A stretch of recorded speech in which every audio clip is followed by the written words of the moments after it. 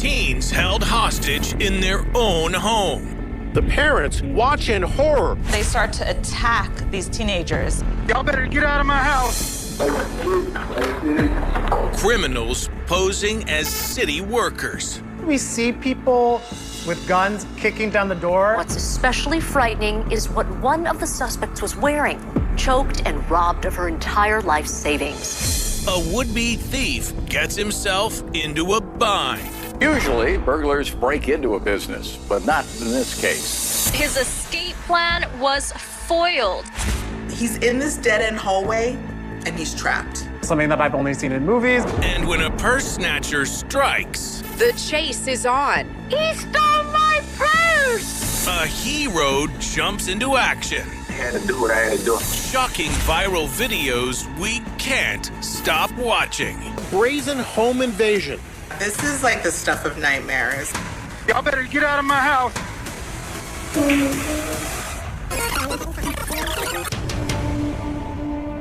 It begins as a normal Wednesday night with 3 kids hanging out at a friend's house. This is happening at 8:40 at night. It's not too late, but the parents are out for the evening. The teenagers are home alone. But then there's a startling noise. One of the teens steps outside to see what it is, only to get a horrible shock. 2 masked intruders break in. The intruders, armed with long guns, burst into the house and take the terrified teens hostage. They're threatening to kill these teenagers. Your brain doesn't know how to make sense of this. You're thinking, I need to do whatever it takes to survive the situation.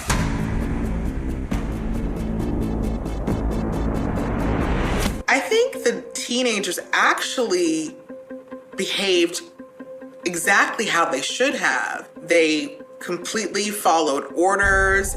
At one point, the friend even scooted closer to his friend, probably just to comfort her because he knew how scared she was.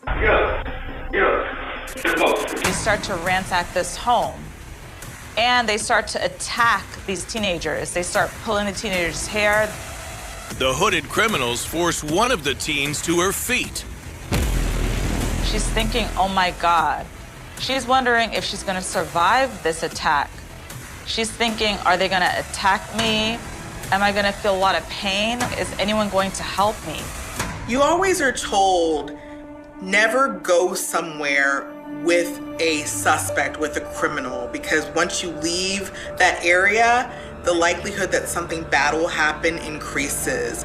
If she's abducted, if she's kidnapped, are they trying to hold her for ransom? What could be their purpose for taking her to another room, to another location?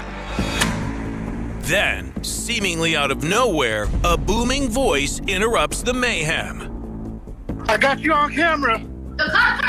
The cops are on their way. So they have video cameras in the home. The parents see what's happening. The terrified dad gets an alert on his phone. But he's at a restaurant and can't get there quickly, so all he can do is yell. Y'all better get out of my house. As a parent, you feel helpless, and you're thinking that any minute now, I could watch my child being shot, being killed by these intruders. My neighbors are there. They're calling the cops right now. He's trying any tactic he can to get them out of that house and keep his kids alive. It seems to work, because suddenly the intruders flee. When people who commit crimes know that someone's watching, it changes their behavior. So clearly Dad's quick thinking did save their lives and did save the day.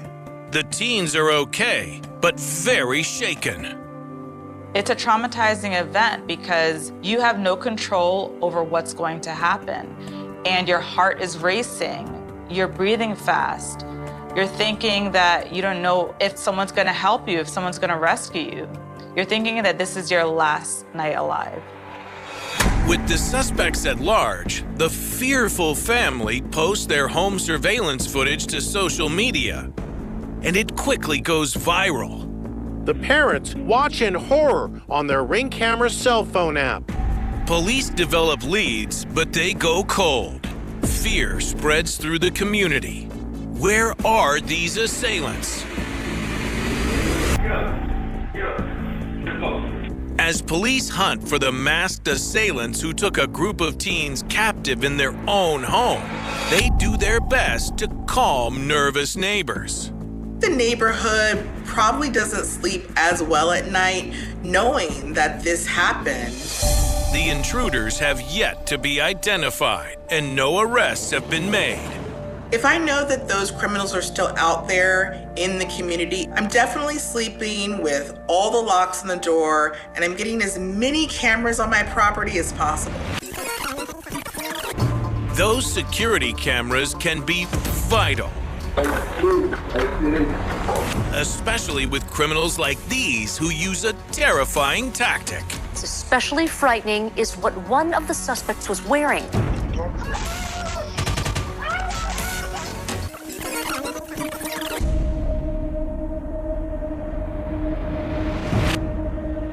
We're looking at surveillance footage that's coming from outside someone's apartment. Suddenly we see people with guns kicking down the door.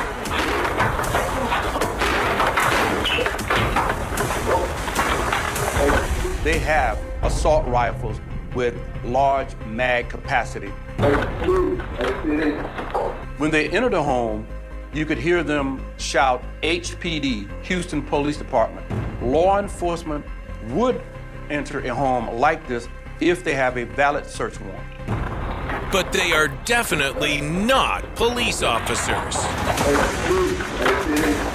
If that was happening to my apartment, I would immediately be like, what did I do wrong? It is very hard to defend yourself in a situation like this because people are very trusting. Inside, another security camera catches the invaders prowling through the residence. But now, the homeowner is awake. I can only imagine the adrenaline that was going through the homeowner's body at this time.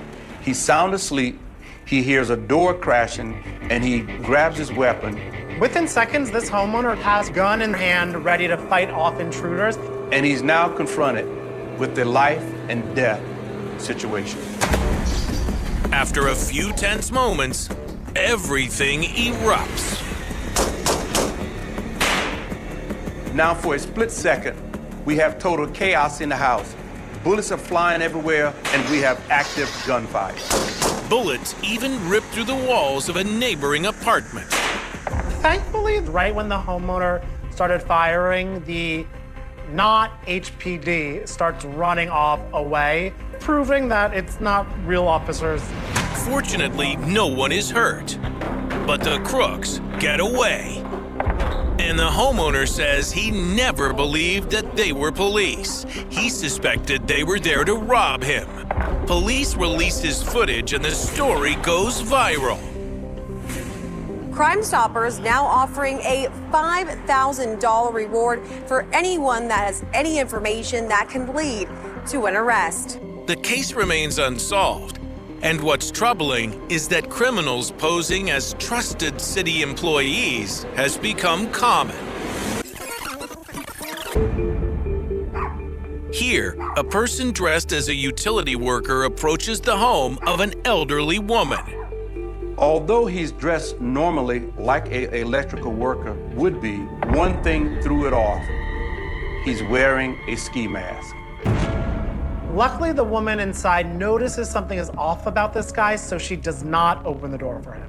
Unfortunately, though, while she was distracted by this guy at the front door, two men broke in through the back door. This is a common tactic.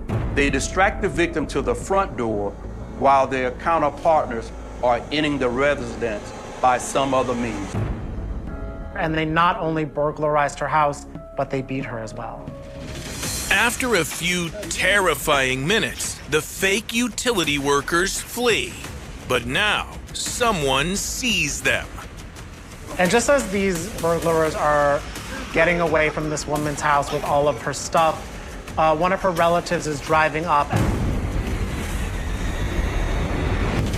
After beating an elderly woman and stealing everything she has, criminals posing as fake utility workers make a run for it, just as one of her family members arrives at her house. And I can only imagine what is going through their head. The woman is okay, but when her sad story hits the news, it strikes a nerve. Choked and robbed of her entire life savings. That's what happened to a 70-year-old Daly City woman this week. But what's especially frightening is what one of the suspects was wearing.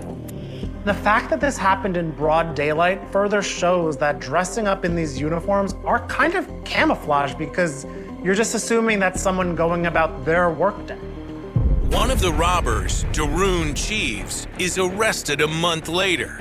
He pleads not guilty to multiple counts of first-degree burglary, residential robbery, and grand theft.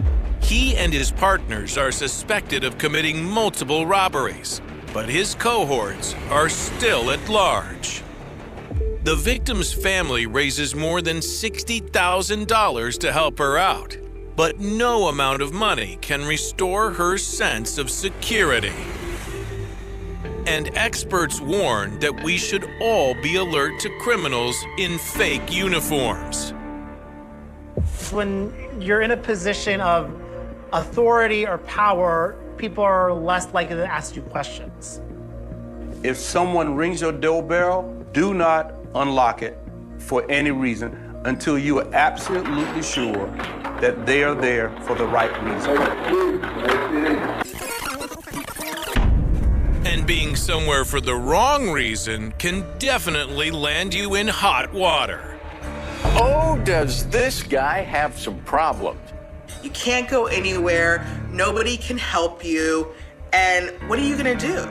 This is where the owner says a burglar broke in through the roof. Thought this was really something that I've only seen in movies. It begins at 4 a.m. at a cell phone store in Southern California. So the burglar here kind of enters in a way I didn't really know happened in real life. Came in through the air duct. Armed with a bag to collect his loot, the burglar suddenly looks confused.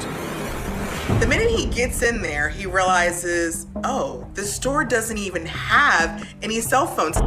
The store, it's empty because it's not done yet, which I don't think this burglar researched before entering it. So he probably thinks either I need to get out of here or I need to go look and see if it's hidden somewhere in the back. I think that's what led him to the hallway. So in this hallway that he's finding himself in, there is clearly the door that he entered the hallway with that is now closed. There's a door that looks almost like every single exit that we see in buildings that is not opened, but there is a mystery third door. It could just be an additional exit. We don't know, and the robber doesn't know either. You would think that a career burglar could just as easily break out of a place as he did breaking in. So you see the burglar trying to understand where he is, but it's pitch black there. So his lighter is up like he's at a concert, looking for anything. Anytime you hear an alarm, you're gonna think, okay, who can hear that? Who's been alerted? Are police on the way? Okay, I need to act fast. He realizes he's in this dead-end hallway and he's trapped. I have to imagine when he gets into this hallway and realizes there's no way out, there's this immediate fear, this immediate claustrophobia. The desperate would-be thief tries everything he can think of. I feel at first he's kind of just in the fight or flight, and he's really trying to flight right now.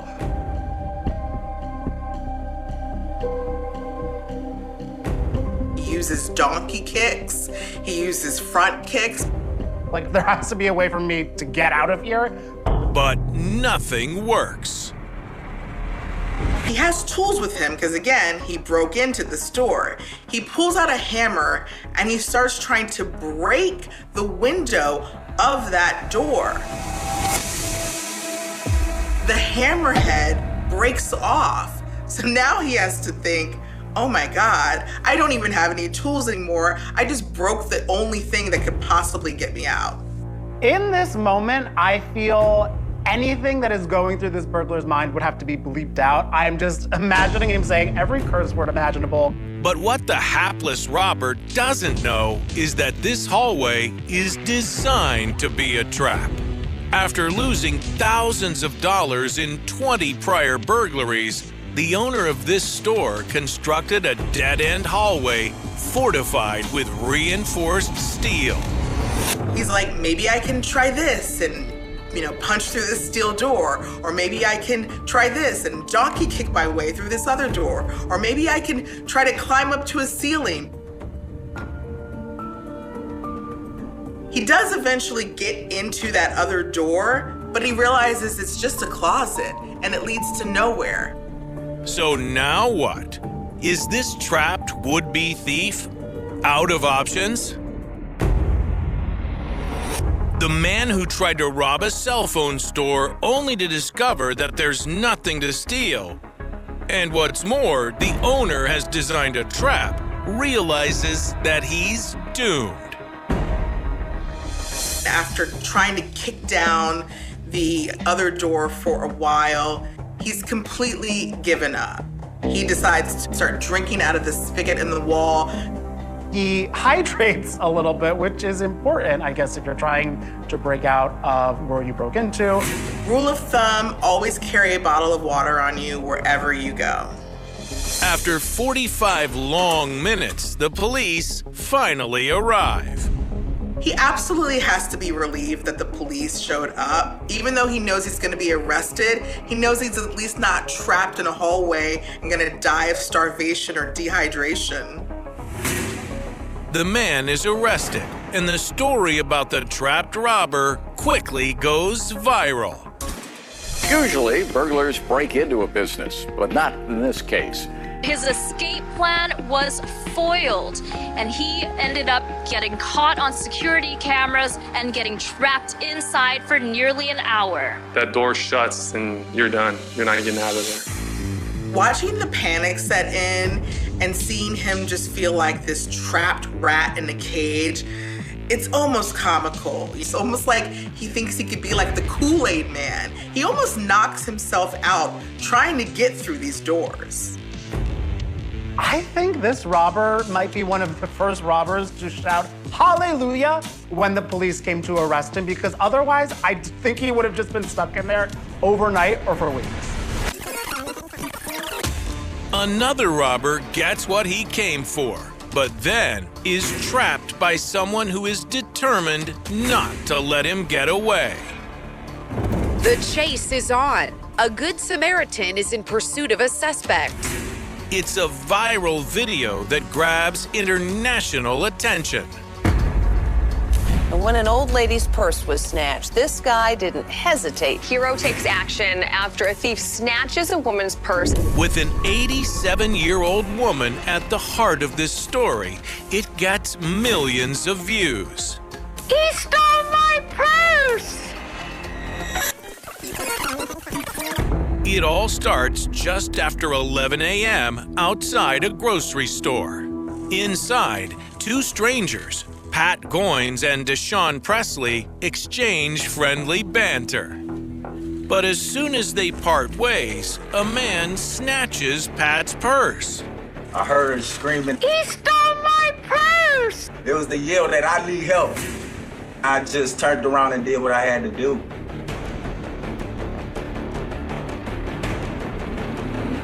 He was running and looking back, and I was like, yeah, I'm on you. There are about a dozen more citizens in the parking lot. You see them kind of inching closer. And soon, a crowd surrounds him. Some seem hesitant to get involved. If you can look, there's one woman on the right, like right near her car, kind of just watching, being like, what is going on? I feel in her mind she's having the internal debate of, should I call someone or should I get popcorn to watch how this plays out? The worst case scenario could be that everyone jumped in and began to pound this guy in the pavement. There is a second citizen also engaged with this incident. He grabs the purse, holds it up in the air, saying that he has the purse, letting everybody know that he has the purse back. The guy who just grabs the stolen purse off the ground and is holding it like, oh, I did it, I saved the day, as this beatdown is still going on from the guy who actually apprehended the thief. Meanwhile, the real hero of the story has captured the purse snatcher. Police arrived within 7 minutes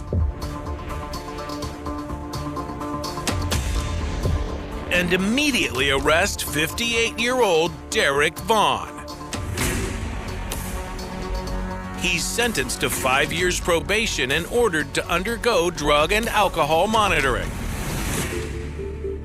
Pat's story makes big news. He stole my purse out of the cart. I had a few choice words to say. I feel angry. I feel that he picked me because I was a senior citizen. He could outrun me. And Deshaun is widely praised for his bravery. Deshaun, I'm so glad to know that there are people like you in this world still. I had to do what I had to do. I was on this. The sheriff of Butler County honors Deshaun with a special award. We're proud of you, and I mean that. Thank you for what you've done. What's very sweet and touching about this story is Deshaun let everybody know that this situation really meant a lot to him because he was raised by his own grandmother. My mom died when I was young, and my grandma took me in, and she did very good by me. And, you know, she had, you know, house rules and stuff like that that I had to abide by, and I love. I didn't like it, but I had to do what I had to do. She taught me, and I'm thankful. And Pat and Deshaun have now gone from viral crime to friends for life. Tell them, Miss P, this is not the only day we're gonna see each other. That's right. We're gonna remain in contact with each other. Yeah, and we've got a dinner date. And we got a dinner. All right. Yeah.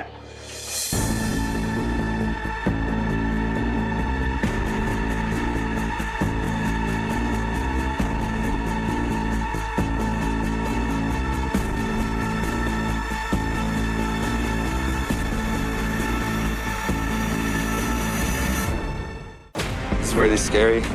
Brazen attacks that catch you by surprise. Danger really could be jumping out of anywhere. A disturbing assault in broad daylight. What happened to this 12-year-old girl walking home from school in her neighborhood is just terrible. In a blink of an eye, she is ripped to the ground. They're doing it as many times as they can. A wild shootout right in the middle of busy traffic. This is absolutely unbelievable. A terrifying situation. We are talking about a lot of ammunition. And fed up employees turn the tables on a persistent thief. The door is being kicked repeatedly. Unbelievable videos we can't stop watching. The victim drove through the ATM. They catch you by surprise. Surveillance video shows one woman robbed in her own driveway. Be aware of your surroundings, especially when leaving banks. They're very aggressive.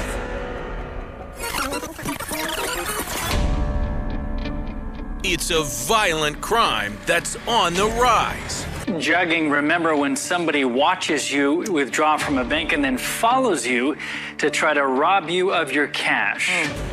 And these bold thieves don't wait until dark to make their move. Caught on camera tonight, a jugging crime in broad daylight right in the middle of a neighborhood. A Houston mother is out running errands in her car, making stops at the grocery store and the bank. This victim has no idea that someone is following her. She's just unloading groceries from her car, going about her day as casually as anybody else would be. On the right side of your screen, you can hear our victim screaming for help. Then she's mugged, She falls to the ground and shrieks, and he makes off with her purse. The woman calls police and is briefly hospitalized for minor injuries. But the horror of being attacked right outside your own home hits a nerve.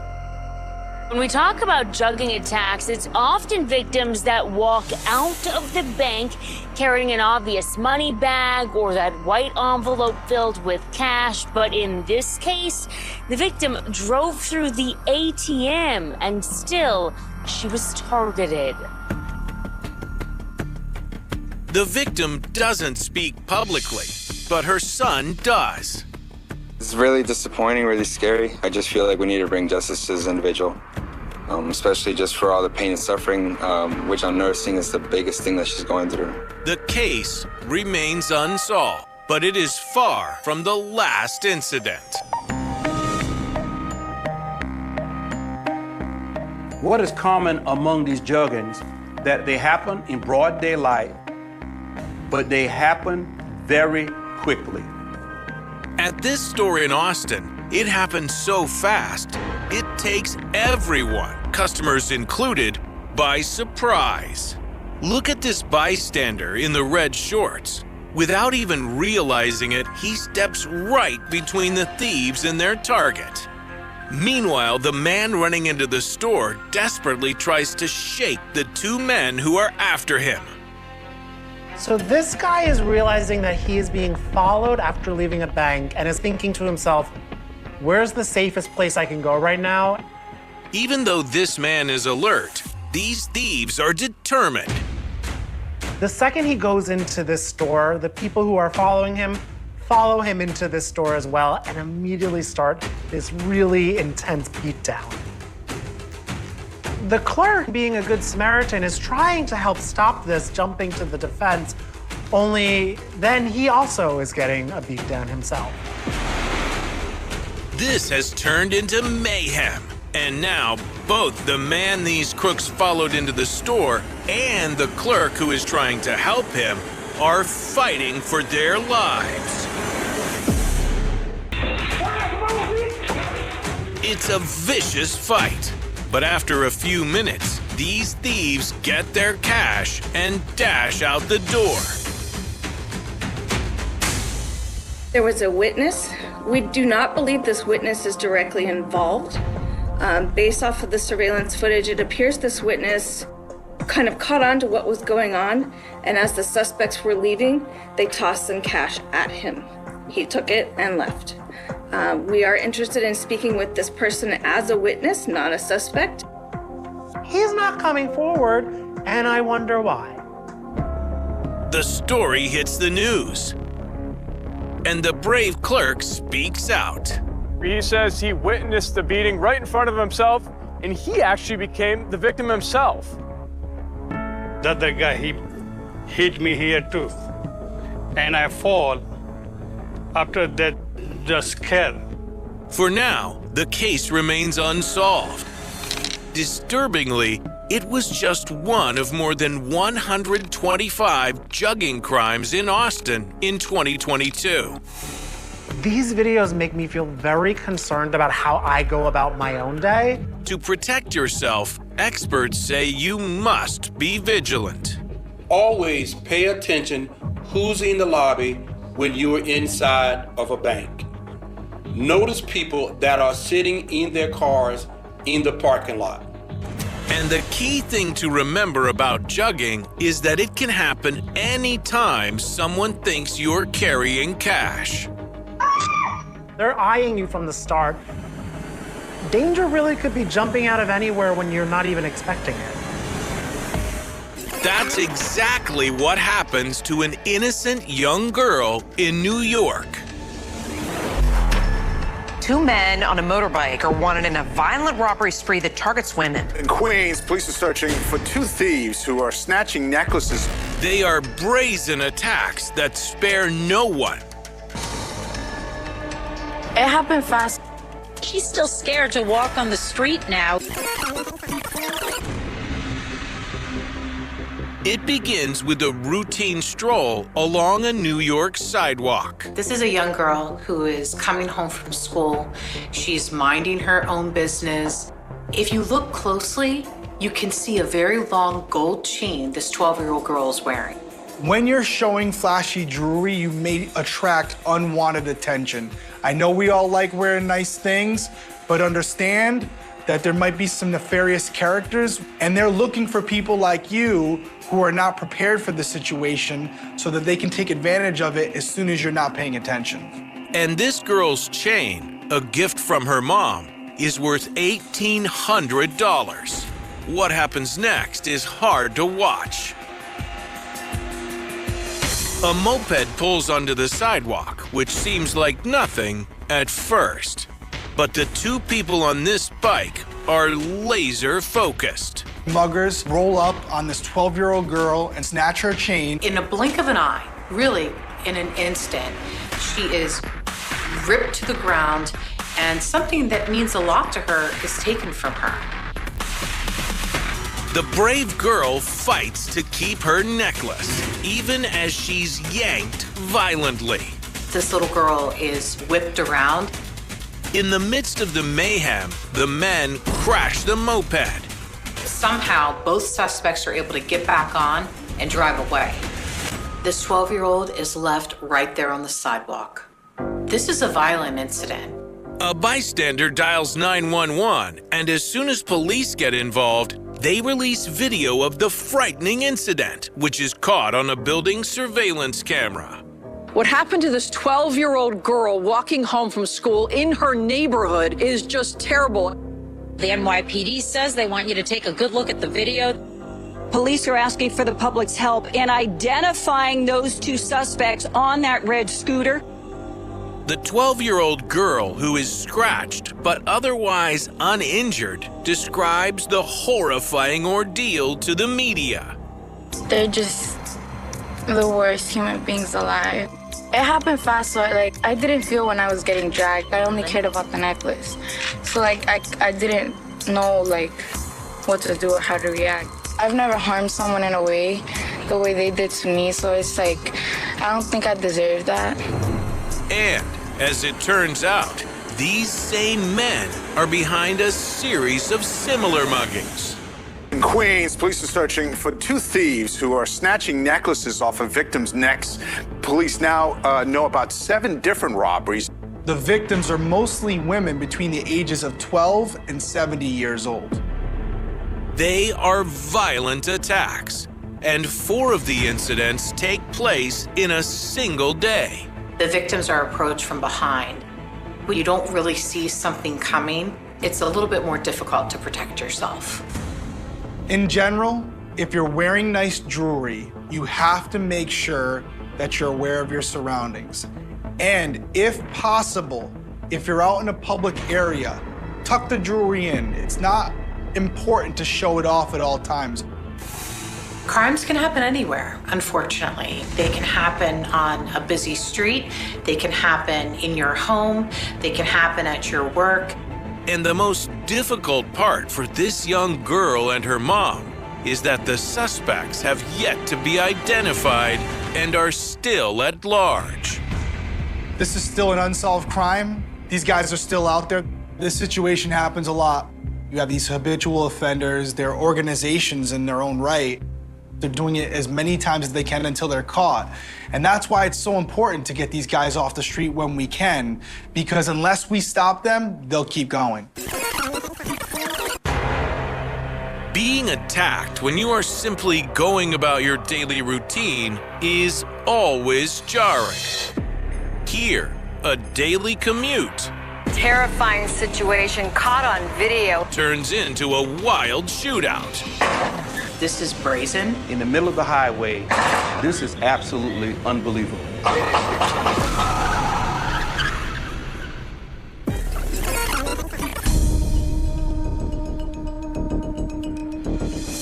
What we're looking at right now, this is dash cam video. It's on the south side of Chicago in the middle of the day. Huber Perez Negron is out running errands with a friend. Traffic is stopped on the roadway. There's a vehicle in front of this car. Suddenly, the back door swings open and someone gets out. It appears that he has a long gun. Then another man comes out the other side. And with no warning, they begin firing into traffic. The other one has a handgun of sorts, and they're running down the middle of the lanes. In all of this traffic with all of these people, the assault rifle has a drum magazine. So we're talking about a lot of ammunition is going to be fired. So this person came for a war. It's wild rapid fire with no apparent regard for anyone's life. Holy is that a shootout?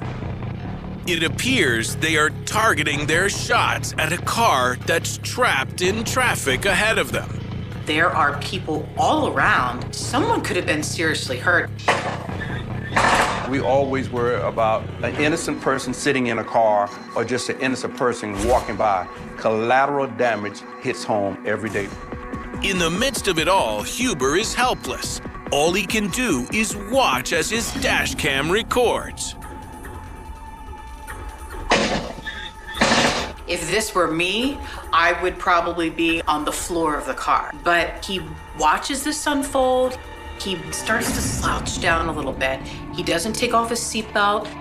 He's not in a panic and keeps kind of popping back up and looking to see what's happening and then going back down again. If you ever find yourself in a situation like this, stay calm and find cover. With heavy traffic behind them, they're stuck. Just when it looks like this will have a nightmarish end, the shooter's gun malfunctions.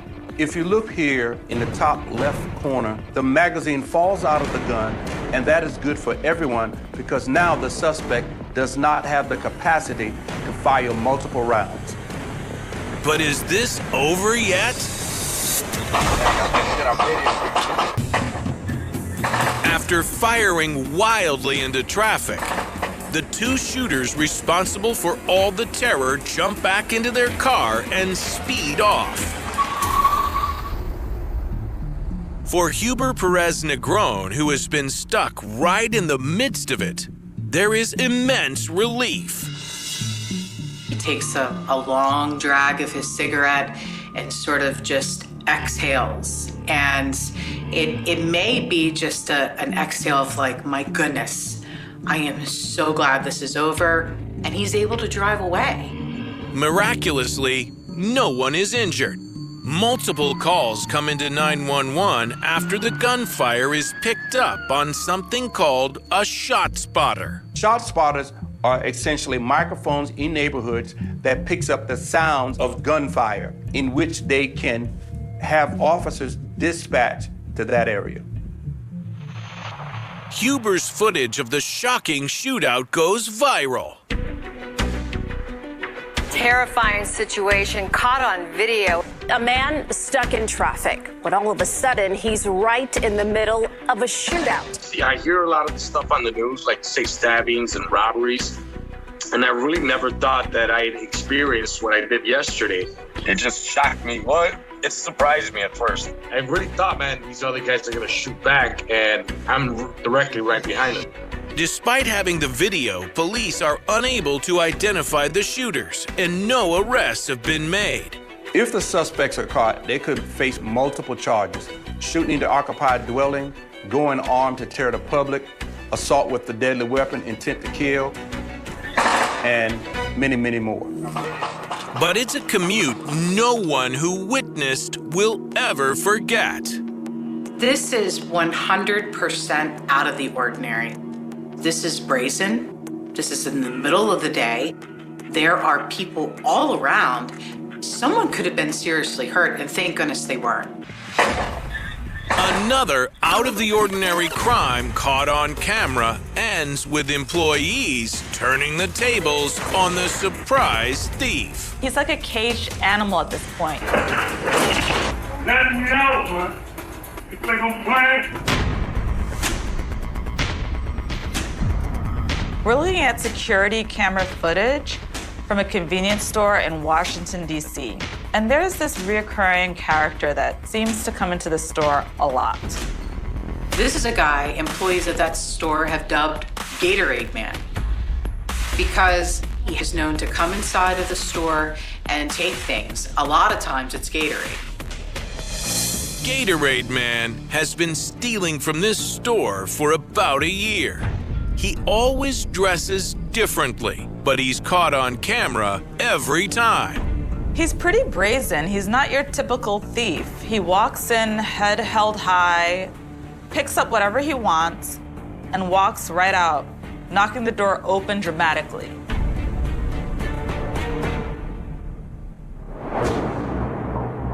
But on this day, things don't go as planned. You can see on camera, he is filling up his bag full of drinks, full of snacks. When the clerk sees him, he recognizes him.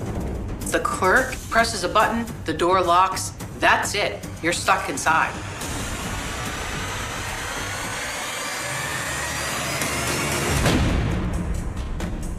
When he goes to exit, the door is locked. He can't get out.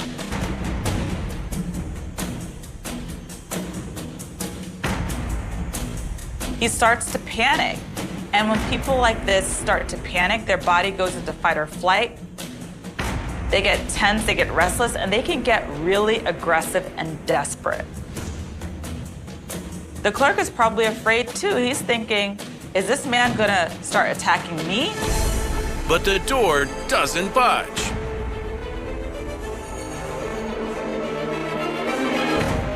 So the agitated thief switches tactics. At this point, Gatorade Man realizes that he's trapped. He frantically puts the things back on the shelf. Let me know. Let me know, man. But the clerk still refuses to open the door. He's on the phone pleading with 911 to send help. So Gatorade Man goes back to it. They gon' play.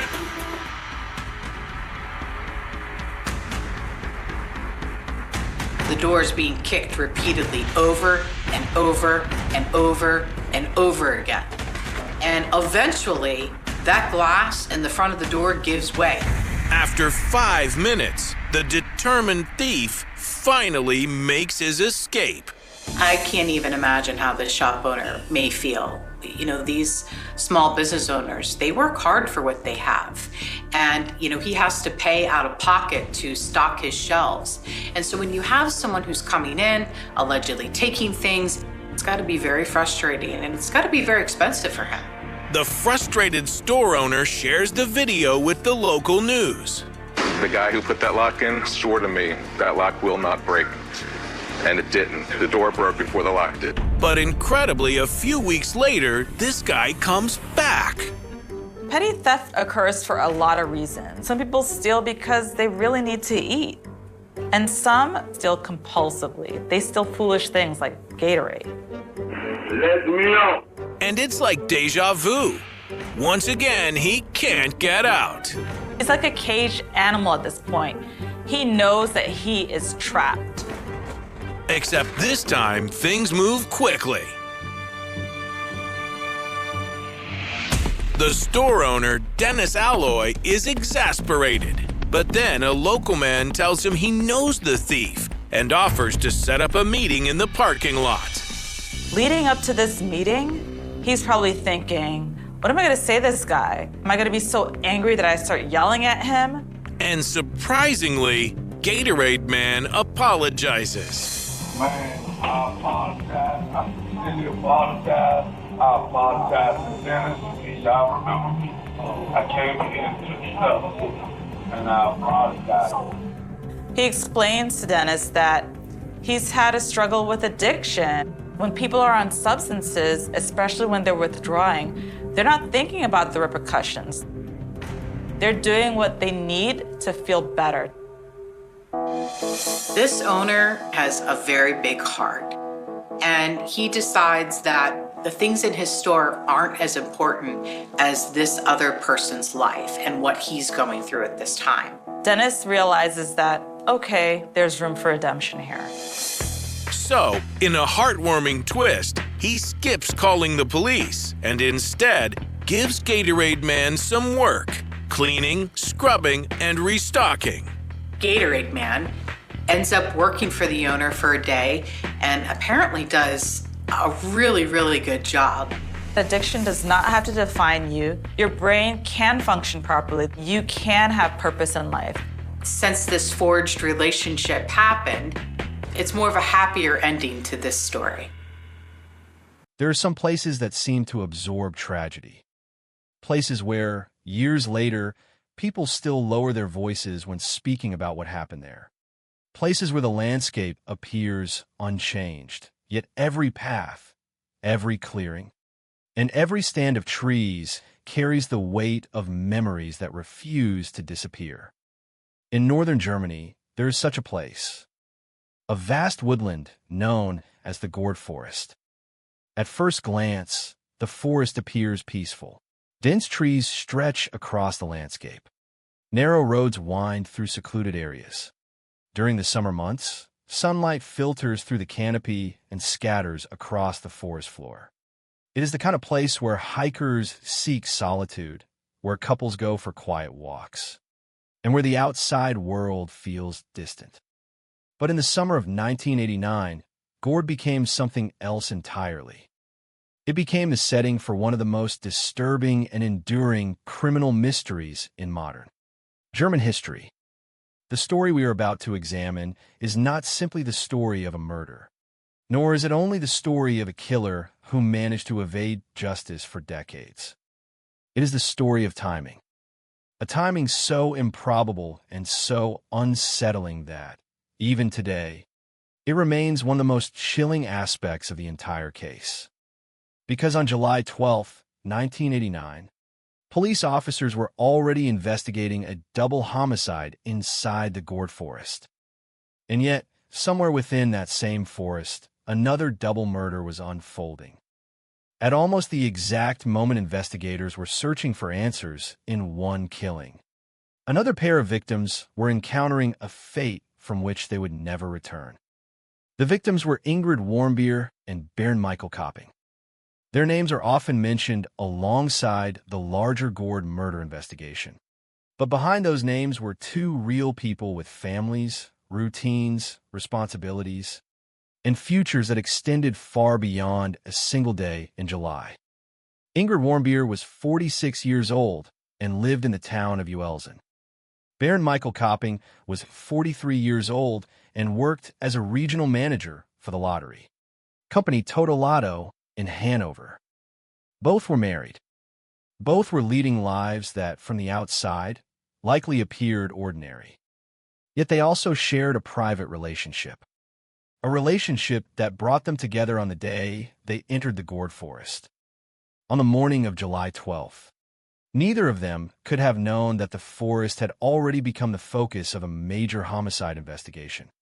Neither could have known that another couple had recently been murdered there. Neither could have imagined that they would soon become victims in what would later be recognized as one of Germany's most notorious unsolved cases. What happened next would generate questions that investigators would spend years attempting to answer. How did the killer approach them? Why did he choose them? How was it possible that a second double murder could occur in the same forest while police activity was already underway nearby? And perhaps most hauntingly of all, how did nobody realize what had happened until more than 2 weeks later?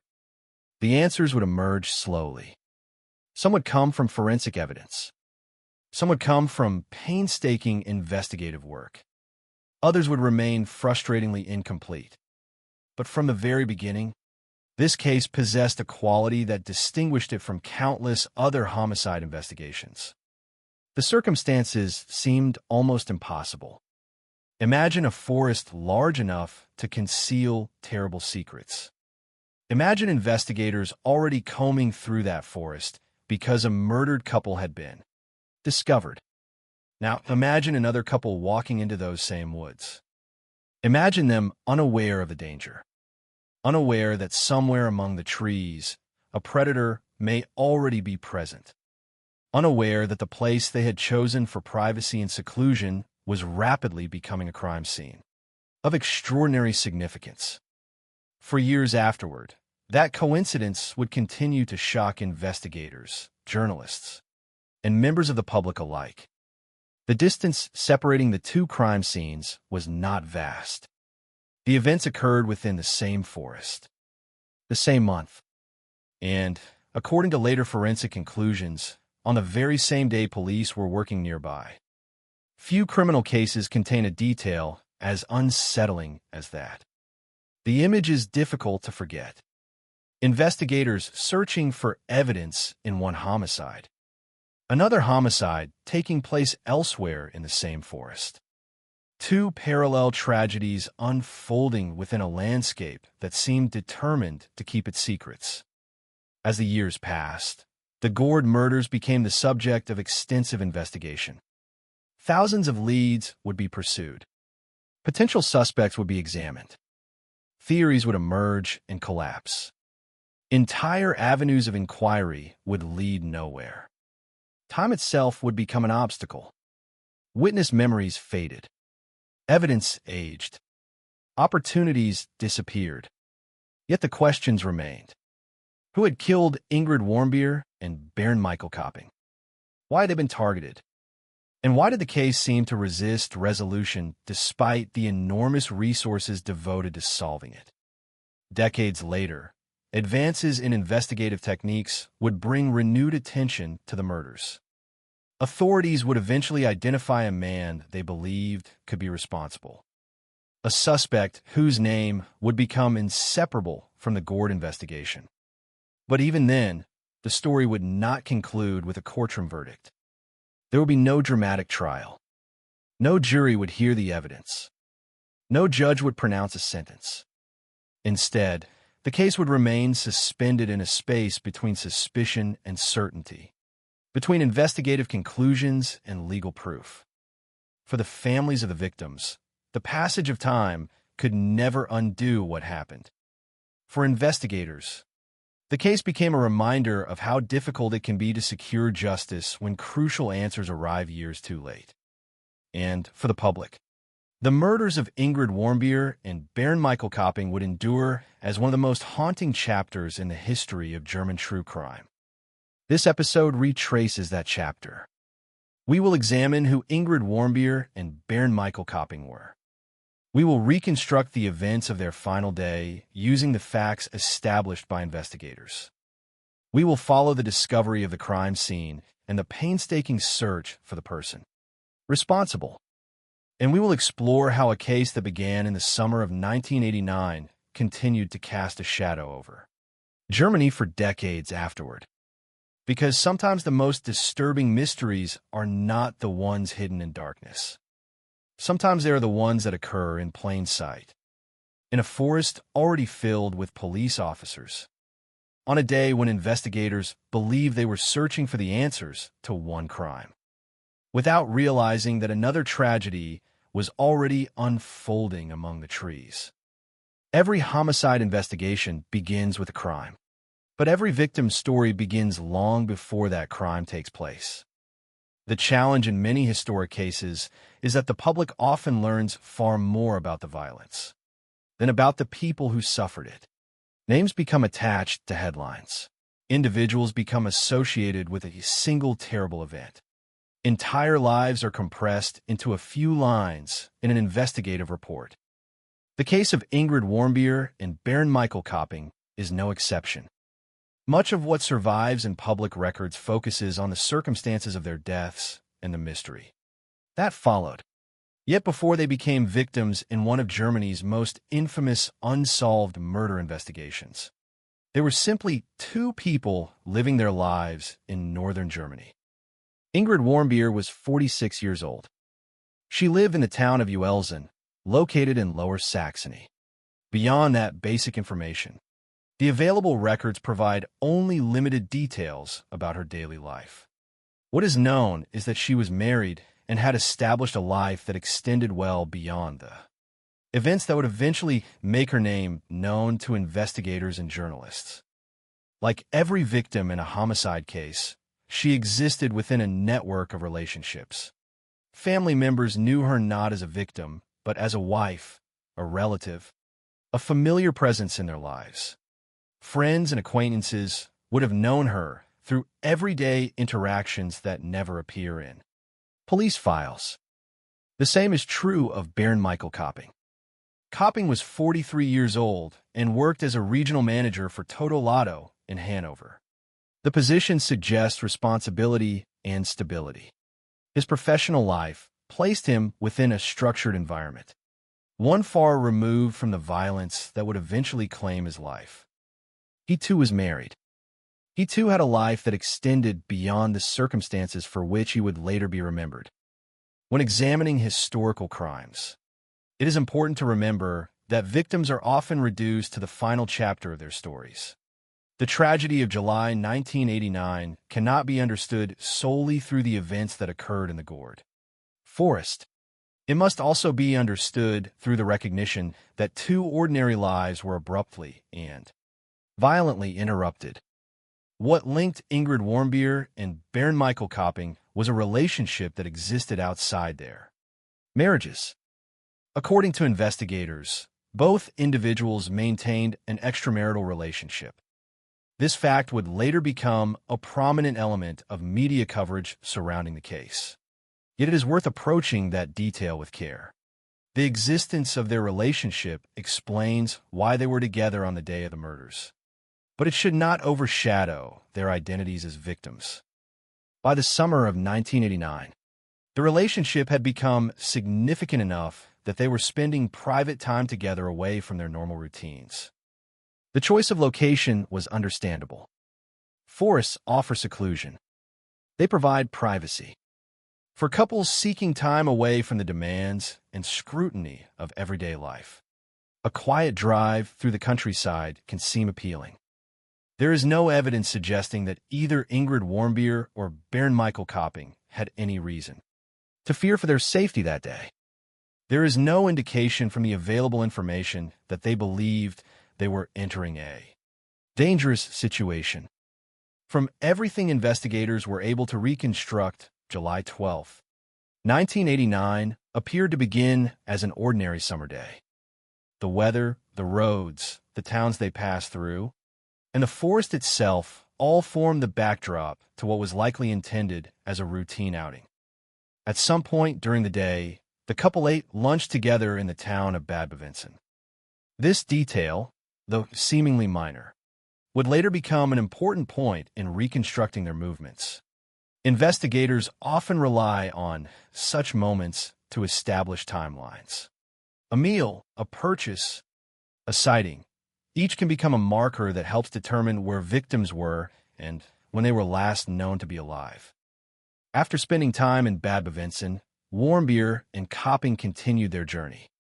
They traveled toward the Gourd Forest, a large woodland area in Lower Saxony that was well known for its natural beauty and secluded character.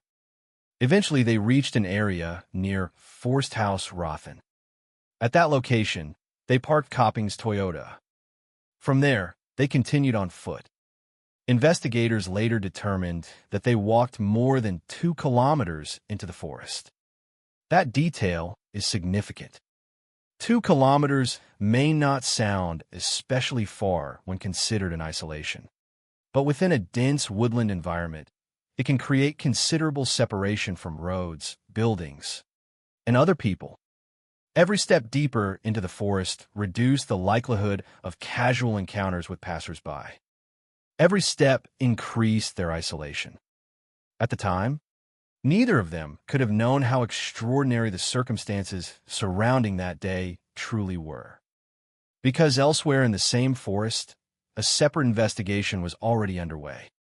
To understand the chilling nature of this coincidence, it is necessary to look briefly at another tragedy. Earlier, authorities had discovered the bodies of Ursula and Peter Reynold, another couple who had been murdered in the Gourd Forest. The discovery had triggered a major police response. Investigators were already working to understand what had happened. Questions were already being asked. Searches were already being conducted. The forest had already become the focus of a homicide investigation. And yet Ingrid Warmbier and Baron Michael Kopping entered the area anyway. Not because they ignored warnings. Not because they knowingly accepted a risk. But because they simply did not know. The information available suggests that they were unaware of the danger. They could not have anticipated that the forest they entered had already become associated with a brutal double homicide. Nor could they have imagined that, before the day ended, they themselves would become victims of another. This coincidence remains one of the most unsettling aspects of the entire case. Many homicide investigations involve unfortunate timing. Few involve timing so extraordinary that two separate double murders become linked not only by location, but by the same day and the same forest. As investigators later reconstructed events, Warmbier and Kopping left behind the relative safety of populated areas and entered an increasingly isolated section of woodland. The area they approached included what investigators would later identify as Hunting District 138. At the time, however, that designation meant nothing to them. It was simply another part of the forest, another quiet destination, another place where they could spend time together away from the public eye.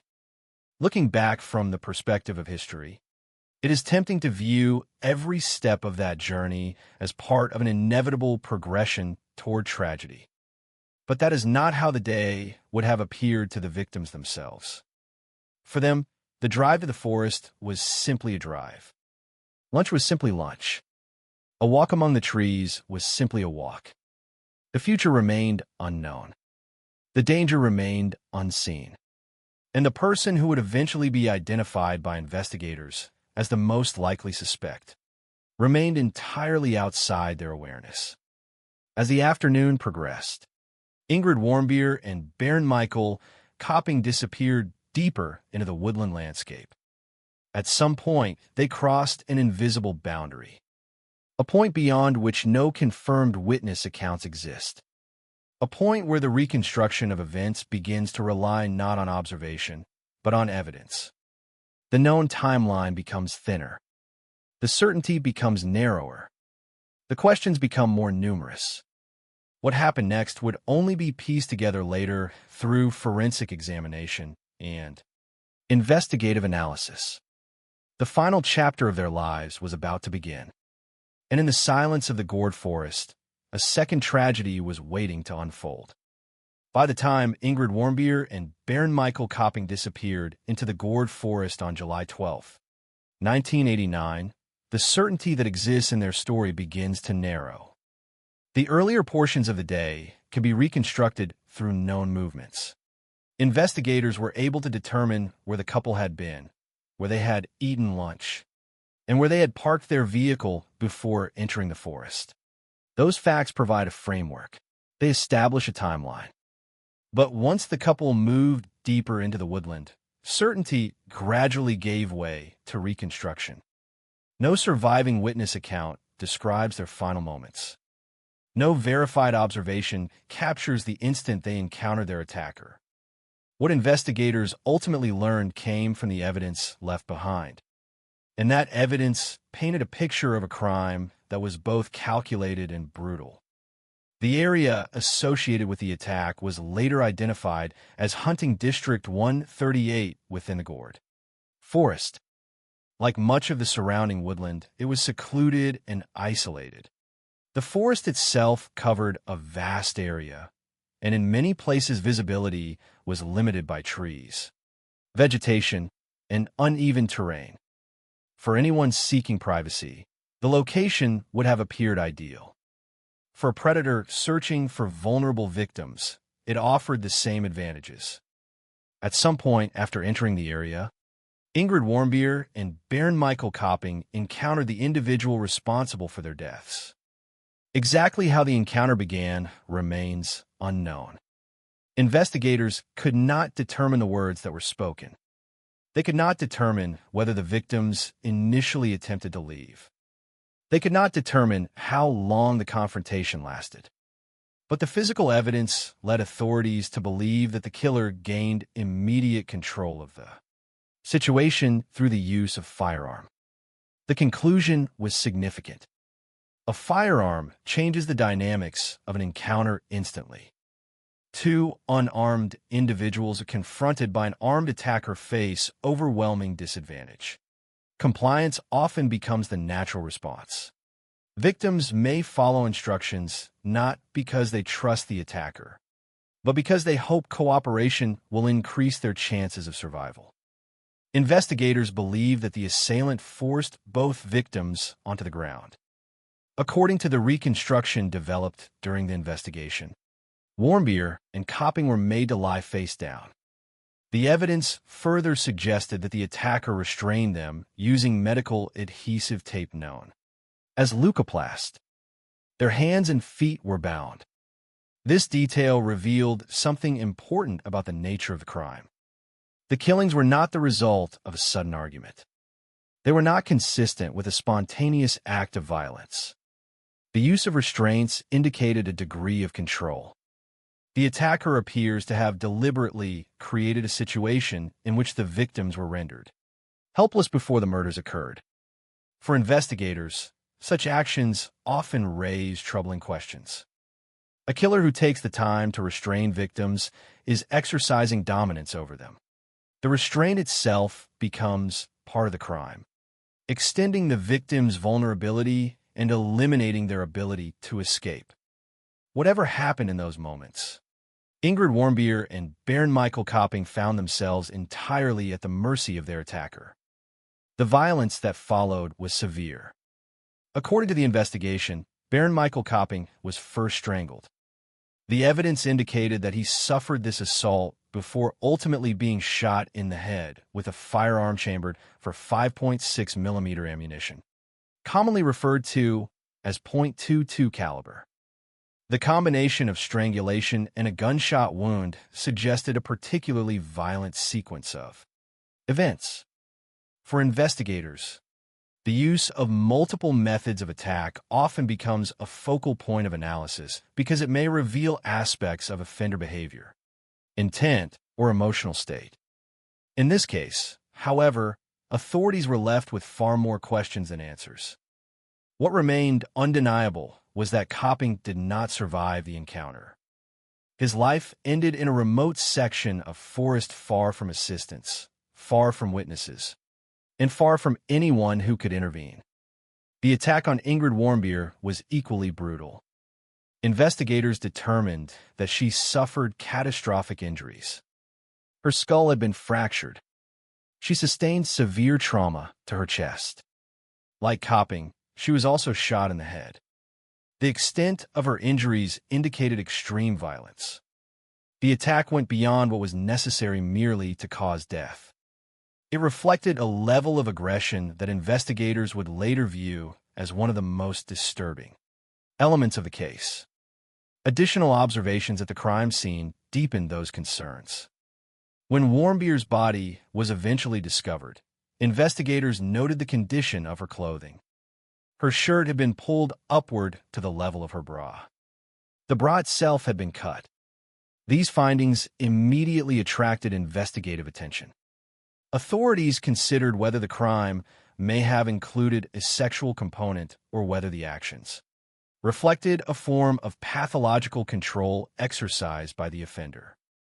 Importantly, investigators could not definitively establish the exact motive behind these actions. What they could state was that the condition of the clothing was inconsistent with ordinary post-mortem disturbance and therefore became an important part of the investigative picture. As with many unsolved crimes, the available evidence provided indications but not complete explanations. The killer left behind clues, but not enough to fully reveal his intentions. After the murders, the offender remained at the scene long enough to take several items belonging to the victims. Among the stolen property was Bernd Michael Copping's Polaroid camera. The attacker also took the keys to Copping's Toyota. This was another significant detail. Many killers flee immediately after committing a crime. In this case, The offender appears to have remained sufficiently composed to remove property from the victims and make use of it afterward. The Toyota became part of the mystery. Investigators determined that the killer used the vehicle after the murders. Rather than abandoning it immediately, the offender drove it away from the forest.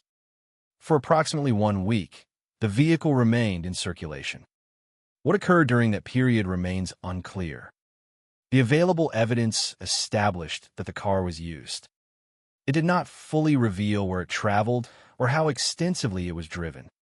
Eventually, the vehicle was abandoned near a nursing facility in Bad Bevensen. Its recovery would later become an important component of the investigation. At the time, however, no one knew exactly what had happened. The victims remained missing. Their bodies remained undiscovered. The forest concealed the crime. This delay in discovery is one of the most haunting aspects of the case. When people think of murder investigations, they often imagine immediate responses. A victim is found. Police arrive. Evidence is collected. The investigation begins. But reality is often different. Remote locations can delay discovery for days, weeks, or even longer.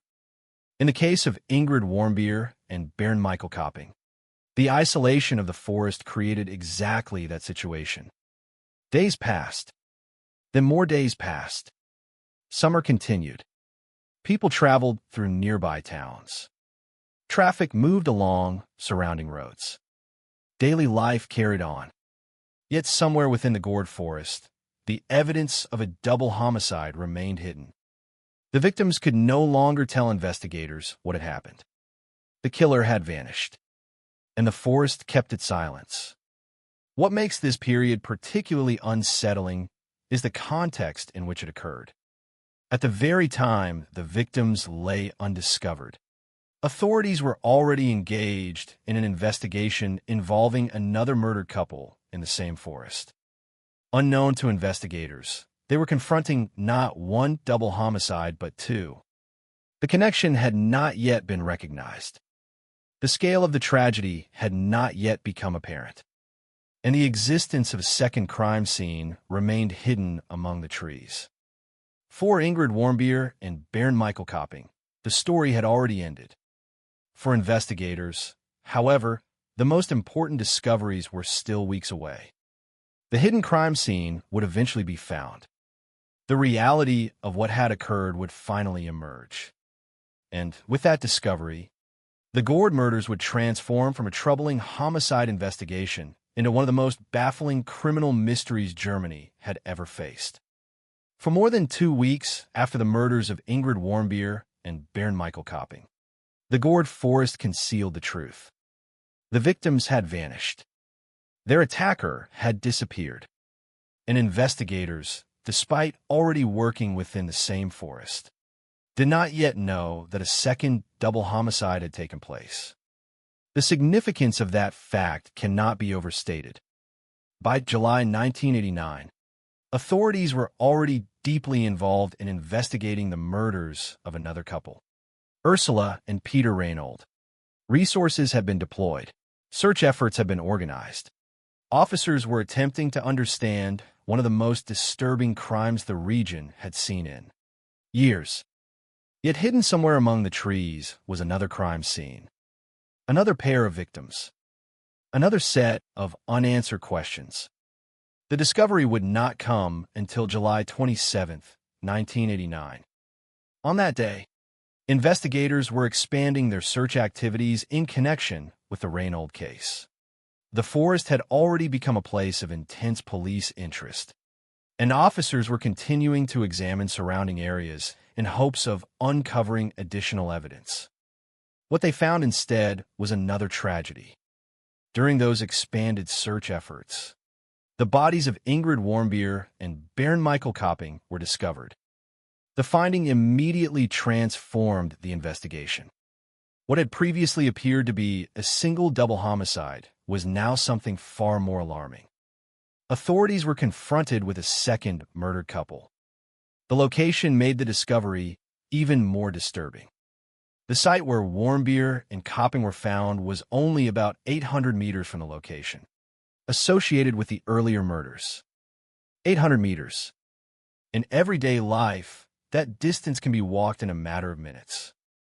Within the context of a homicide investigation, it represented a chilling connection. Two couples, two crime scenes, the same forest, the same summer, the same region. Investigators immediately recognized the possibility that the cases might be linked. At that moment, however, many crucial questions remained unanswered. When had the victims died? Who was responsible? And if the crimes were connected, what did that reveal about the killer? As forensic experts began their work, one answer emerged that would ultimately become one of the most shocking revelations in the entire case. The examination of the victims led investigators to conclude that Ingrid Warmbier and Bernd Michael Copping had been killed on July 12, 1989. The date was important for many reasons. Most significantly, it established that the murders had occurred on the very same day that police were already present in the Gourd Forest investigating the first double homicide. This fact transformed the case from unusual to extraordinary. The realization was deeply unsettling. Somewhere in the forest, officers were carrying out investigative duties connected to one crime scene. At approximately the same time, elsewhere among the trees, another pair of victims were being attacked and murdered. The image is almost impossible to ignore. Investigators searching for evidence while another homicide unfolds nearby. The question naturally followed. How could such a thing happen without anyone noticing? How could officers working in the forest fail to hear the gunshots? How could an attacker commit such a violent crime and escape detection? These questions would linger for years. Eventually, investigators attempted to answer at least part of the mystery through practical testing. According to later examinations, the terrain itself played a crucial role. The Gourd Forest is not a flat landscape. Certain sections contain depressions, uneven ground, and natural features capable of affecting how sound travels. Subsequent tests indicated that gunshots fired in the area where Warmbier and Copping were killed would not necessarily have been audible from the location where police were working. The landscape had effectively acted as a barrier. What appeared impossible at first gradually became understandable. Not because the murders were any less shocking, but because the physical environment helped explain why the crime remained unnoticed. The revelation did little to ease the frustration investigators felt. Knowing why officers failed to hear the shots did not bring them any closer to identifying the killer. The central mystery remained. Someone had murdered two people, stolen property from the scene, taken their vehicle, and disappeared. The investigation now expanded dramatically. Authorities began examining every possible lead. As in many major homicide investigations, the process was exhaustive. Potential suspects were identified and scrutinized. Individuals who had been present in the broader region received attention. Records were reviewed. Movements were reconstructed. Tips were evaluated. According to later accounts, thousands of leads were investigated. The sheer scale of the effort reflected the seriousness of the crimes. Investigators considered psychiatric patients who had been temporarily permitted outside treatment facilities. They examined hotel guests who had stayed in the area during the relevant time period. They reviewed information relating to vehicle owners and individuals known to have traveled through the region. Every potentially relevant lead had to be assessed. Every possibility required consideration. This is often the reality of major homicide investigations. Popular culture sometimes presents investigations as a sequence of dramatic breakthroughs. A clue appears. Detectives follow it. The suspect is identified. Real investigations are rarely so straightforward. Most consist of endless elimination. Names are examined and removed. Tips are received and disproven. The majority of leads ultimately lead nowhere. The Gord investigation proved no different. Investigators devoted enormous effort to the case. Yet despite the resources committed, a definitive suspect remained elusive. One difficulty stemmed from the nature of the crime itself. The murders occurred in a remote environment. The offender left relatively little evidence that could immediately identify him. The passage of time further complicated matters. As weeks became months and months became years, opportunities gradually disappeared. Memories faded. Potential witnesses became harder to locate. Physical evidence aged. The challenge facing investigators grew larger rather than smaller. Despite these obstacles, authorities continued to pursue the case. The possibility that the two double murders were connected remained central to their efforts. The similarities in geography were impossible to ignore. The crimes had occurred within the same forest. Both involved couples. Both resulted in brutal killings. And both remained unsolved. The public became increasingly aware of the mystery. Media attention intensified. Questions multiplied. Who was capable of committing such crimes? Was the offender local? Had he selected the victims deliberately? Or had he simply encountered vulnerable couples in an isolated environment? Unfortunately, the available evidence could not answer those questions conclusively. Speculation emerged, but speculation is not proof. Investigators needed evidence, and evidence remained frustratingly limited. As years passed, the Gord murders acquired an almost legendary status within German criminal history. The case became one of those investigations that seemed perpetually unfinished. The forest itself became associated with fear and mystery. Each anniversary renewed public interest. Each new development generated hope that a breakthrough might finally be near. Yet the answers continued to remain out of reach. For the families of Ingrid Warmbier and Bernd Michael Kopping, this uncertainty carried a particular burden. A homicide is devastating in itself. An unsolved homicide creates an additional layer of suffering. Without a clear resolution, questions linger indefinitely. There is no courtroom verdict, no final accounting, no definitive explanation for why the crime occurred. Only the persistent absence of answers. By the 1990s, it appeared increasingly possible that the murders might never be solved. Investigators had worked thousands of leads. They had examined numerous possibilities. They had invested years of effort. Yet the identity of the killer remained unknown. The Gord murders seemed destined to become another cold case. But cold cases possess a peculiar quality. They are never entirely finished. Evidence remains. Files remain. Questions remain. And sometimes, decades after a crime has occurred, new developments emerge that force investigators to look again. In the years ahead, that is exactly what would happen. A fresh examination of the evidence would eventually point investigators toward a man whose name had long existed on the edges of suspicion. A man who would come to be viewed as the most likely perpetrator of both double murders. But by the time that breakthrough arrived, the opportunity to place him in a courtroom would already be gone. And the Gord murders would enter an even more complicated chapter, one defined not by certainty, but by the difficult space between suspicion and proof. In most true crime stories, the narrative eventually arrives at a courtroom. After the investigation comes an arrest.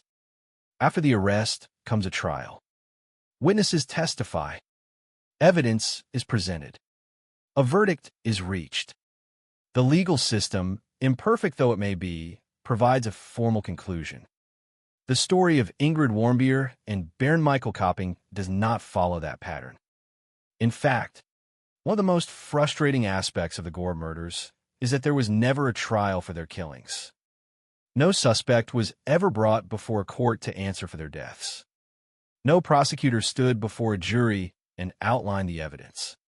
No defense attorney challenged the state's case. No judge delivered a final ruling. For decades, the investigation remained trapped in uncertainty. This absence of a courtroom resolution is not a minor detail. It is one of the defining characteristics of the entire case. The murders occurred in July 1989. Years passed, then decades. Investigators continued to pursue leads, revisit evidence, and search for answers. But a legally prosecutable case remained out of reach.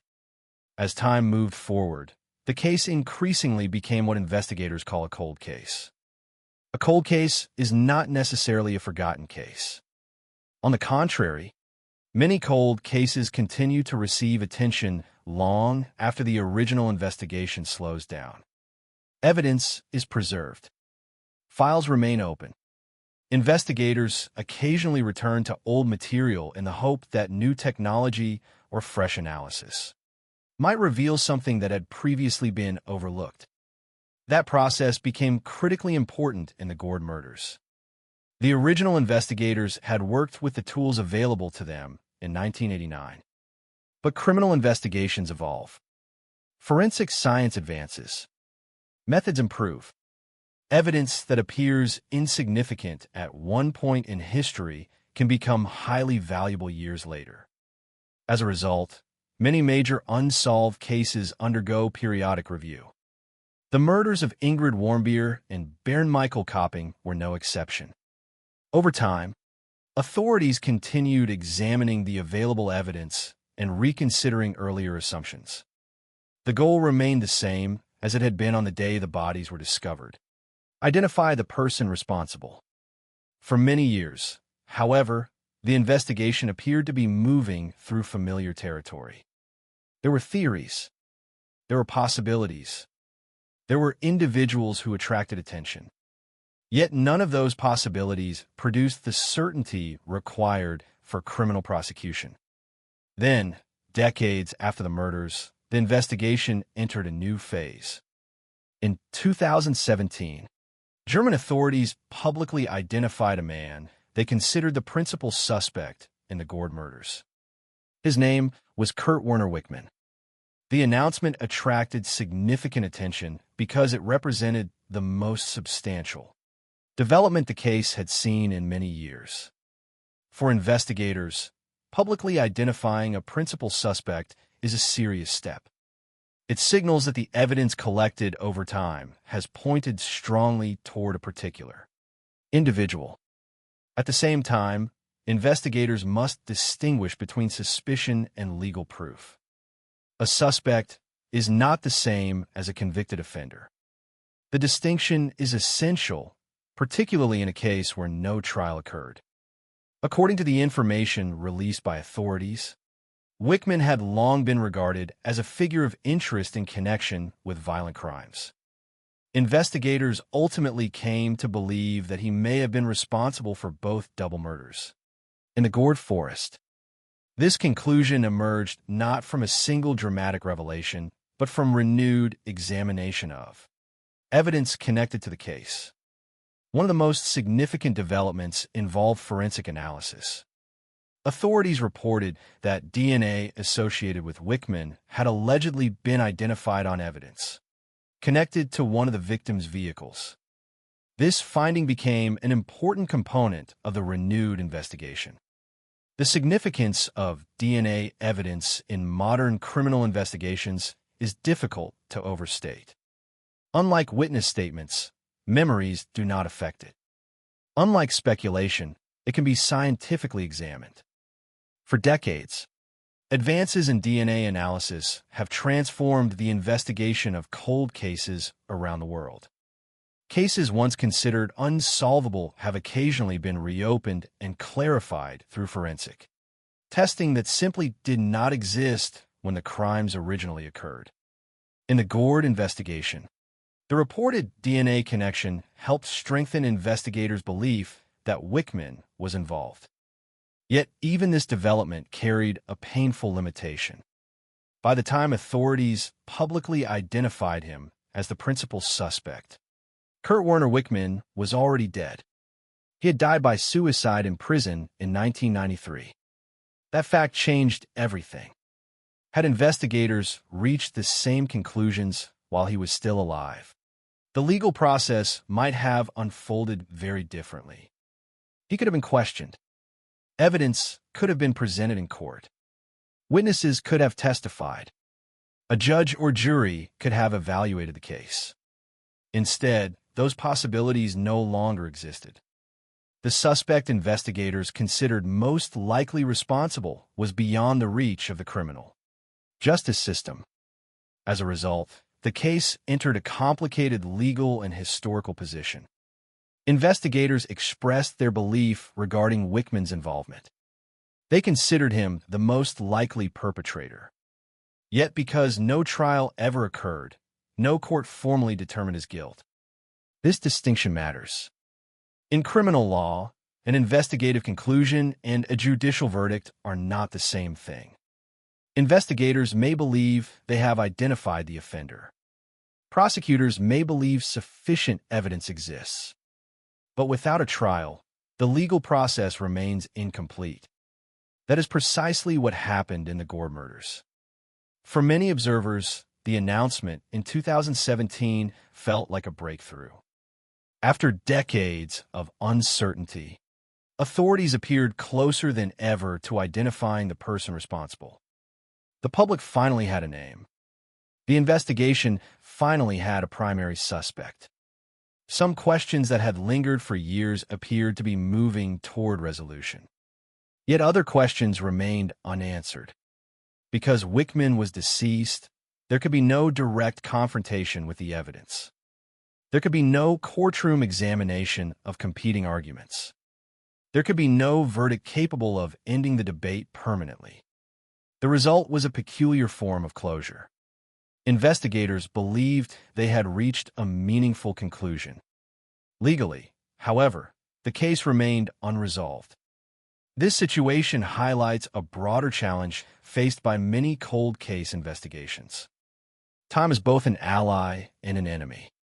It is an ally because new technology can reveal evidence that was previously hidden. It is an enemy because suspects die, witnesses disappear, and opportunities vanish. The Gore murders illustrate both realities simultaneously. Advances in forensic analysis helped investigators move closer to identifying a suspect. But the passage of time ensured that any potential prosecution was no longer possible. For the families of Ingrid Warmbier and Baron Michael Kopping, this reality carried complicated implications. On one hand, investigators had not abandoned the case. Authorities continued searching for answers long after many people expected the investigation to fade away. On the other hand, the ultimate outcome fell short of the traditional form of justice that many victims' families hoped to see. There would be no conviction. There would be no sentence. There would be no formal declaration of guilt issued by a court. Only an investigative conclusion supported by evidence gathered decades after the crimes. As a result, the legal chapter of the Gore murders remains unusual. There was no trial. There was no verdict. There was no final courtroom scene. Instead, the outcome emerged through the slow accumulation of evidence and the persistence of investigators who refused to let the case disappear. Their work ultimately pointed toward Kurt Werner Wickman as the most likely perpetrator of the murders of Ingrid Warmbier and Baron Michael Kopping. But because he died years before those conclusions became public, the case remains suspended between two realities. In the eyes of investigators, a likely offender was identified. In the eyes of the law, the question was never tested before a court. And in that gap between suspicion and legal certainty lies one of the most enduring frustrations of the entire Gore murder mystery. When a criminal case remains unresolved for decades, the passage of time creates a strange illusion. Years pass. Cities change. New generations grow up with little knowledge of what happened. News headlines move on. the world continues forward. Yet for the people most directly affected, the event never truly belongs to the past. The murders of Ingrid Warmbier and Bernd Michael Kopping occurred in July of 1989. For investigators, the case became one of the most challenging homicide investigations in modern German criminal history. For the public, it became a mystery that seemed to resist explanation. For the victims' families, however, it was something far more personal. It was a loss that could not be measured through police files, forensic reports, or newspaper articles. Every homicide leaves behind more victims than those whose names appear in official records. Parents lose children. Children lose parents. Siblings lose brothers and sisters. Friends lose people they expected to see again. Entire circles of relationships are permanently altered. The deaths of Ingrid Warmbier and Bernd Michael Kopping were no exception. Much of the public discussion surrounding the case focused on the mystery, the investigation, and the eventual emergence of a suspect decades later. Yet beneath those larger questions remained a simple and painful reality. Two people entered a forest on a summer day and never returned. Everything that followed, the forensic examinations, the investigative theories, the media coverage, and the decades of uncertainty began with that fact. The human cost cannot be separated from the criminal mystery. In many ways, the Gord murders left behind two parallel legacies. The first was personal. The second was historical. The personal legacy belonged to those who knew the victims. The historical legacy belonged to the case itself. As years passed, the Gord murders became deeply embedded within discussions of unsolved crime in Germany. The forest acquired a reputation that extended far beyond its geographical boundaries. For many people, the name Gord no longer referred only to a woodland landscape. It referred to the murders. It referred to unanswered questions. It referred to one of the most unsettling criminal investigations in the country's modern history. This transformation is not unusual. Certain locations become permanently associated with the tragedies that occur there. The events become part of the cultural memory of a region. Even decades later, people continue to remember. The Gord Forest became one of those places.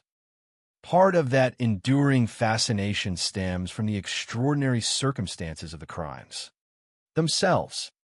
Two couples were murdered in the same forest. The crime scenes were separated by a relatively short distance.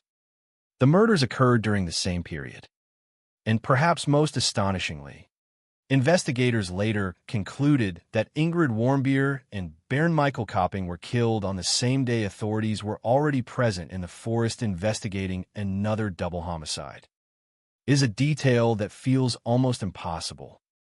Yet it remains one of the defining facts of the case. The coincidence is so striking that it continues to capture attention decades later. But fascination should never obscure perspective. True crime stories often focus heavily on offenders. They examine motives. They analyze behavior. They search for explanations. While those questions are important, there's always a risk that the victims become secondary. The Gord murders remind us why that perspective must be resisted. At the center of this story are not theories. At the center are people. Ingrid Warmbier, Bernd Michael Kopping. Their lives ended in circumstances they could not have anticipated and could not control. Whatever conclusions investigators eventually reached, that reality remains unchanged.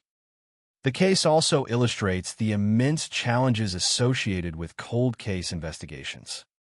Popular culture sometimes creates the impression that every mystery can eventually be solved if investigators simply work hard enough. Reality is often more complicated. Evidence does not remain unchanged forever. Physical traces deteriorate. Witnesses forget details. Potential suspects die. time introduces obstacles that no investigator can completely overcome. The Gord murders demonstrate all of these difficulties. For years, investigators pursued thousands of leads. They examined numerous possibilities. They committed significant resources to identifying the person responsible. Yet despite those efforts, certainty remained elusive. Only decades later did advances in forensic examination contribute to a major breakthrough. Even then, the passage of time imposed a harsh limitation. The man authorities ultimately identified as the principal suspect, Kurt Werner Wickman, had died years earlier. That fact transformed what might have been a prosecution into something else entirely. An investigative conclusion. A likely answer, but not a courtroom resolution. This distinction raises an important question about the nature of justice. What does it mean for a case to be solved? For some people, a case is solved when investigators identify the offender. For others, a case is not truly solved until evidence is tested in court and guilt is established through legal proceedings. The Gord murders exist somewhere between those definitions. Investigators eventually arrived at a suspect they believed could be responsible. Yet because no trial occurred, the legal process remained incomplete. The result is a case that offers more answers than it once did, but fewer answers than many people would like. It is a reminder that truth and proof are not always the same thing. Investigators seek truth. Courts determine proof. Sometimes the two overlap perfectly. Sometimes circumstances prevent that overlap from ever occurring. The Gord murders belong to that second category. Even today, discussions of the case often return to the same fundamental questions. Could the murders have been prevented? Could the killer have been identified sooner? Would the outcome have been different if certain evidence had emerged earlier? Such questions are understandable. They arise naturally whenever a major case remains unresolved for many years. Unfortunately, there are also questions that history rarely answers. Investigators can study evidence. They can reconstruct timelines. They can evaluate decisions. But they cannot rewrite events. The summer of 1989 remains fixed in time. The murders occurred. The victims died.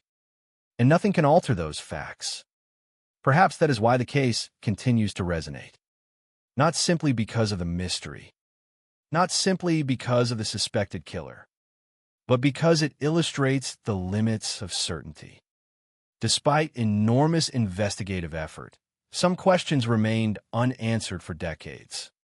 Despite advances in forensic science, complete closure proved difficult to achieve. Despite the identification of a principal suspect, a courtroom resolution never arrived. The story remains powerful because it reflects a reality that many criminal investigations confront. Sometimes answers come too late. And when they do, they cannot fully repair what was lost. As we reach the end of this case, it is worth returning to where the story began. A forest in northern Germany. A summer day in July 1989. A couple sharing time together away from their ordinary routines. What happened afterward would become part of German criminal history. Investigators would spend decades pursuing the truth. Journalists would revisit the mystery repeatedly. The public would continue asking questions long after the original investigation had begun. Yet beneath all of that remains a far simpler story. Two people lost their lives. Their deaths became part of a larger mystery that endured for generations. And although investigators eventually pointed toward a likely perpetrator, the complete legal resolution that many hoped for never arrived. Today, the Gord murders remain a cautionary example of both the strengths and limitations of criminal investigations. They demonstrate the persistence of detectives who refuse to abandon a case. They demonstrate the value of revisiting old evidence.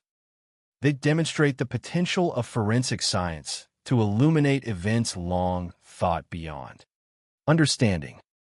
But they also demonstrate that justice delayed can become just as complicated. The murders of Ingrid Warmbier and Baron Michael Kopping are remembered not because they produced a perfect resolution, but because they did not. Their story endures in the space between mystery and answer, between suspicion and proof, between investigation and judgment. And perhaps that is the final lesson of the Gord murders. Some cases end with certainty. Others end with understanding that remains incomplete. Yet regardless of how much time passes, the responsibility to remember the victims remains the same. Because beyond every investigation, beyond every theory, and beyond every unanswered question are the lives that were taken. And those lives deserve to be remembered long after the mystery itself fades. There is a moment at the end of many criminal investigations when the story finally becomes clear. The evidence aligns. The questions receive answers.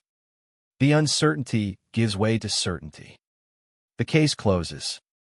The murders of Ingrid Warmbier and Baron Michael Kopping never reached that moment.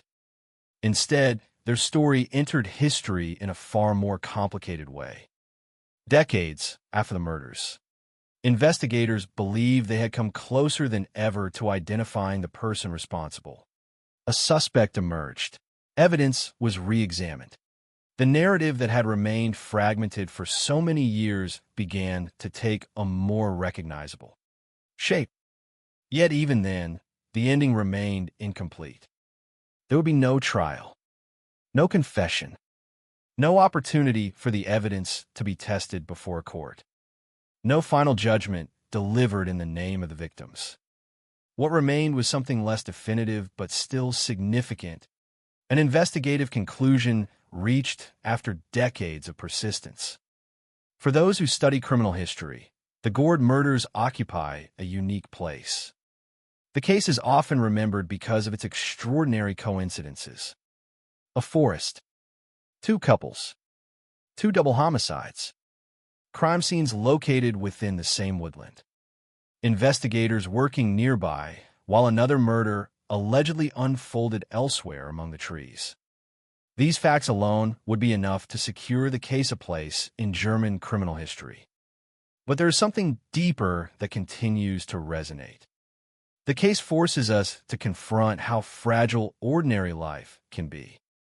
On July 12, 1989, Ingrid Warmbier and Baron Michael Kopping were not participants in a criminal investigation. They were not searching for danger. They were not knowingly entering a crime scene. They were simply spending time together. They had lunch.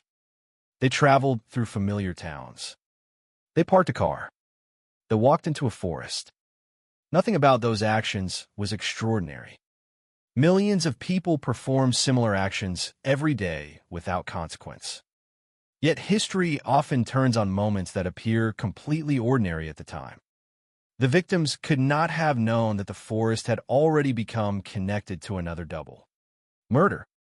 They could not have known that investigators were already searching for answers elsewhere in the same woodland. And they certainly could not have known that their names would one day become part of one of Germany's most discussed cold cases. That is perhaps the most unsettling aspect of the entire story. Not the brutality of the crime, not even the mystery that followed, but the randomness, the ordinary nature of the day before everything changed. Many years have passed since that summer afternoon. The world of 1989 has largely disappeared. Germany itself has changed dramatically. Technology has transformed criminal investigations. Entire generations have grown up knowing the Gord murders only through documentaries, books, articles, and discussions of unsolved crime. Yet the events themselves remain frozen in time. The victims remain 46 and 43 years old. The forest remains the forest. The investigation remains one of the most remarkable in modern German history. And the questions that once dominated headlines continue to echo even if some of them may never receive complete answers. Cases like this also reveal something important about the nature of memory. Society tends to remember dramatic crimes. People remember the mystery. They remember the investigation. They remember the suspected offender. Over time, however, the victims can become secondary figures in their own stories. That is why it is important to return to them. To remember that Ingrid Warmbier was more than a name in a police report. That Bernd Michael Kopping was more than a victim listed in an investigative file. Their lives existed before July 1989.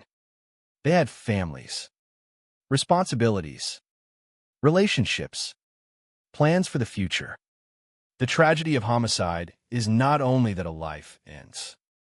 It is that an entire future disappears with it. Every conversation that never happens. Every milestone that is never reached. Every year that is never lived.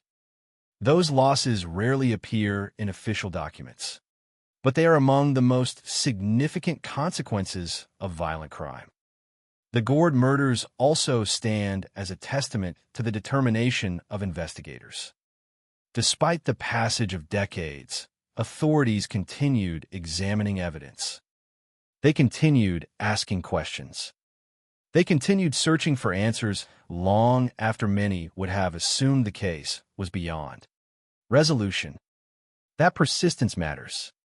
Even when justice cannot be fully achieved, the pursuit of truth retains value. The willingness to revisit old evidence demonstrates a commitment not only to solving crimes, but also to honoring victims whose cases might otherwise be forgotten. In that sense, the later developments in the investigation represent something important. They show that unanswered questions do not always remain unanswered forever. Sometimes the passage of time creates obstacles. Sometimes it creates opportunities. And sometimes both occur simultaneously. The Gord murders experienced exactly that paradox. Time allowed new forensic possibilities to emerge. Time also removed the possibility of trial. The same decades that brought investigators closer to a suspect also ensured that the legal process could never be completed. It is an ending that feels unsatisfying because real life is often unsatisfying. True crime narratives frequently encourage the expectation of closure. Reality does not always cooperate. Sometimes the answers arrive too late. Sometimes they arrive only partially. Sometimes they arrive in a form that resolves some questions while leaving others permanently unsettled. The murders of Ingrid Warmbier and Bernd Michael Kopping belong to that category. Perhaps the most fitting way to conclude this story is to return one final time to the Gord Forest itself. Long before the murders, the forest existed as a place of nature, solitude, and silence. Long after the murders, it continued to exist in much the same way. Trees continued to grow. Seasons continued to change. Paths remained where they had always been. Nature moved forward without regard for the events that had occurred beneath its canopy. Yet for those who know the history, the forest can never be viewed entirely the same way. Hidden within its landscape is the memory of two couples whose lives ended there. Hidden within its history is a mystery that challenged investigators for decades. And hidden within its story is a reminder of how easily ordinary days can become extraordinary tragedies. The murders of Ingrid Warmbier and Bernd Michael Kopping remain one of the most haunting chapters in German criminal history, not because every question was answered, but because some questions never were. The search for certainty ultimately encountered the limits of time. The search for justice encountered the limits of the legal process. But the search for truth continued. And in many ways, it still continues today. Because as long as these cases are remembered, discussed, and examined, the victims are not entirely lost to history. Their story remains. Their names remain. And the lessons of the Gord Forest remain as well. A quiet forest. A summer day. a mystery that lasted for decades, and two victims whose memory endures long after the echoes of the investigation have faded.